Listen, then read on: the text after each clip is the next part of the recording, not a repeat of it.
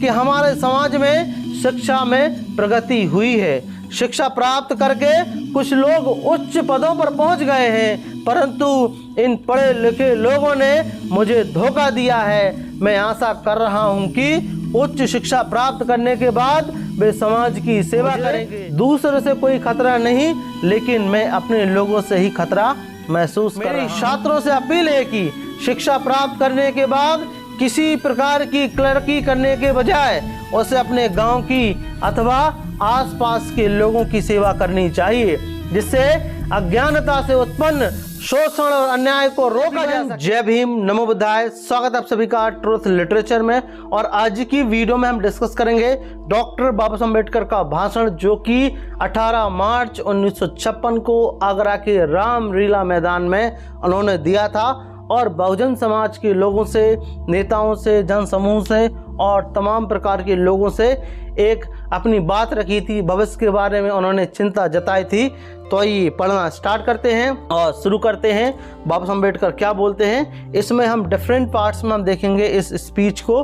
तो क्या बोलते हैं बाबा साहब अम्बेडकर? तो सबसे पहले बाबा साहब अम्बेडकर जन समूह से बोलते हैं, कहते हैं कि पिछले 30 वर्षों से आप लोगों के राजनीतिक अधिकार के लिए मैं संघर्ष कर रहा हूं।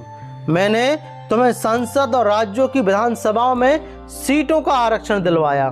मैंने तुम्हारे बच्चों की शिक्षा के लिए उचित प्रावधान करवाए।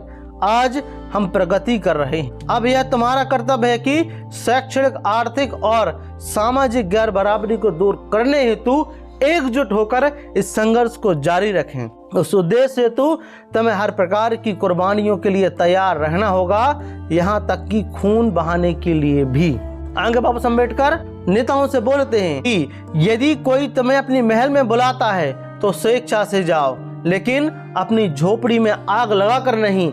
यदि वह राजा किसी दिन आपसे झगड़ता है और आपको अपने महल से बाहर ढकेलता है, उस समय तुम कहाँ जाओगे?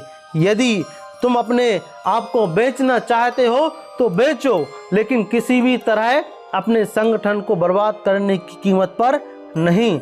मुझे दूसरे से कोई खतरा नहीं, लेकिन मैं अपने लोगों से ही खतरा महसूस कर रहा हूं।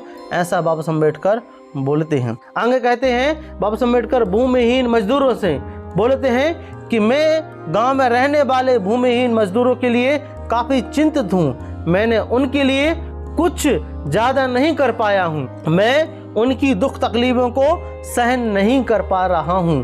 उनकी तबाहियों का मुख्य कारण यह है कि उनके पास जमीन नहीं है, इसलिए वे अत्याचार और अपमान के शिकार होते हैं। वे अपना उत्थान नहीं कर पाएंगे। मैं इसके लिए संघर्ष करूंगा। यदि सरकार इस कार्य में कोई बाधा उत्पन्न करती है तो मैं इन लोगों का नेतृत्व करूंगा और इनकी वैधानिक लड़ाई लड़ूंगा, लेकिन किसी भी हालत में भूमिहीन लोगों को जमीन दिलवाने का प्रयास करूंगा। ऐसा बाबा साहब अम्बेडकर बोलते हैं। आगे बाबा साहब अम्बेडकर अपने समर्थकों से बोलते हैं कि बहुत जल्दी ही मैं तथागत बुद्ध के धर्म को अंगीकार कर रहा हूं। यह एक प्रगतिवादी धर्म है। मैं समानता, स्वतंत्रता और बंधुत्व पर आधारित मैं इस धर्म को बहुत सालों से प्रयासों के बाद खोज पाया हूं। अब मैं जल्दी ही बौद्धिस्ट बन जाऊंगा।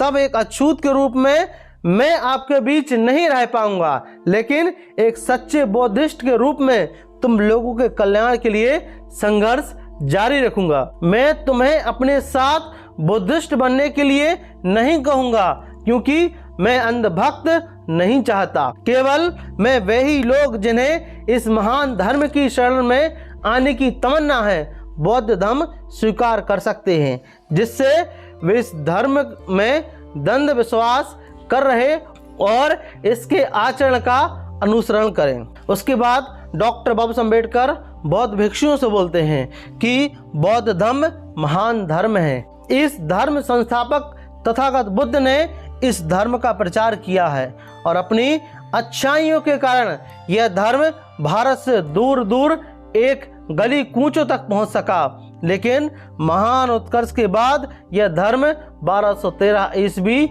में विलुप्त हो गया। इसके कारण एक यह भी है कि बौद्ध भिक्षु विलासपूर्ण एवं जिंदगी जीने के आदी हो गए। धर्म प्रचार हेतु स्थान स्थान जाने की बजाय उन्होंने बिहारों में आराम करना शुरू कर दिया तथा राजवाड़ों की प्रशंसा में पुस्तकें लिखना शुरू कर दिया। अब इस धर्म पुनः स्थापना हेतु उन्हें कड़ी मेहनत करनी पड़ेगी, उन्हें दरवाजे दरवाजे जाना पड़ेगा। मुझे समाज में बहुत कम भिक्षु दिखाई देते हैं, इसलिए जनसाधारण में से अच्छे लोगों को भी इस धर्म प्रचार हेतु आगे आना चाहिए और इनके संस्कारों को ग्रहण करना चाहिए, ऐसा बाबा साहब अम्बेडकर बोलते हैं। उसके बाद डॉक्टर बाबा साहब अम्बेडकर शासकीय कर्मचारियों से बोलते हैं। वह बोलते हैं कि हमारे समाज में शिक्षा में प्रगति हुई है। शिक्षा प्राप्त करके कुछ लोग उच्च पदों पर पहुंच गए हैं, परंतु इन पढ़े लिखे लोगों ने मुझे धोखा दिया है। मैं आशा कर रहा हूं कि उच्च शिक्षा प्राप्त करने के बाद वे समाज की सेवा करेंगे, किंतु मैं क्या देख रहा हूं कि छोटे और बड़े क्लर्कों की एक भीड़ एकत्रित हो गई है जो अपने तोंदे मतलब पेट भरने में व्यस्त हैं। वे जो शासकीय सेवाओं में नियोजित हैं, उनका कर्तव्य है कि उन्हें अपने वेतन का 20वां भाग 5% स्वेच्छा से समाज कार्य हेतु देना चाहिए, तभी समाज प्रगति करेगा। अन्यथा केवल एक ही परिवार का सुधार होगा। एक वह बालक जो गांव में शिक्षा प्राप्त करने जाता है, संपूर्ण समाज की आशाएं उस पर टिक जाती हैं। एक शिक्षित सामाजिक कार्यकर्ता उनके लिए वरदान साबित हो सकता है, ऐसा बाबा साहब अम्बेडकर बोलते हैं। और कर्मचारियों के लिए, शासकीय कर्मचारियों के लिए ऐसा बोलते हैं और उनसे आशा रखते हैं। अंत में वह भाषण जो छात्रों के लिए और युवाओं के लिए बोलते हैं कि मेरी छात्रों से अपील है कि शिक्षा प्राप्त करने के बाद किसी प्रकार की क्लर्की करने के बजाय उसे अपने गांव की अथवा आसपास के लोगों की सेवा करनी चाहिए, जिससे अज्ञानता से उत्पन्न शोषण और अन्याय को रोका जा सके। आपका उत्थान समाज के उत्थान में निहित है। आज मेरी स्थिति एक बड़े खंभे की तरह है जो विशाल टेंटों को संभाल रही है। मैं उस समय के लिए चिंतित हूँ कि जब यह खंभा अपनी जगह पर नहीं रहेगा। मेरा स्वास्थ्य ठीक नहीं रहता। मैं नहीं जानता कि मैं कब आप लोगों के बीच से चला जाऊं। मैं किसी एक ऐसे व्यक्ति को नहीं ढूंढ पा रहा हूं जो इन करोड़ों असहाय और निराश लोगों के हितों की रक्षा करे। यदि कोई नौजवान इस जिम्मेदारी को लेने के लिए आगे आता है तो मैं चैन से मर सकूंगा, ऐसा बाबा साहब अम्बेडकर बोलते हैं। और अंत में यह जो शॉर्ट भाषण है डॉक्टर बाबा साहब अम्बेडकर का, वो ख़त्म करते हैं, जो कि 18 मार्च 1956 को आगरा के रामलीला मैदान में उन्होंने दिया था। समाज के लोगों से आशा की थी कि जो मूवमेंट है, ये मूवमेंट के लिए बाबा साहब अम्बेडकर वह व्यक्ति नहीं खोज पाए जिस मूवमेंट को आगे बढ़ा सके। और सेम स्थिति आज वही है। मानवर कांसीराम साहब के जाने के बाद आज मूवमेंट खत्म होने की कगार पर है और ऐसा कोई व्यक्ति नज़र नहीं आता कि जो इस मूवमेंट को, समतावादी मूवमेंट को आगे बढ़ा सके। तो आपका इस वीडियो के बारे में क्या मानना है, कृपया हमें कमेंट बॉक्स में ज़रूर बताएं।